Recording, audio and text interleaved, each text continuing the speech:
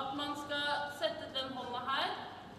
Her synes jeg man taper en del mer i forhold til dette i mål, og jeg mener, hvorfor skal du ha den hånda her? For det, hvis ballen kommer der, så setter man jo foten der.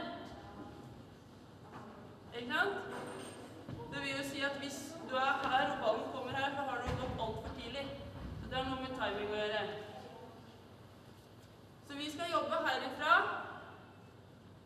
ut, her. Du ser, overkroppen min har front mot skytter. Armen er med over her, og den er med.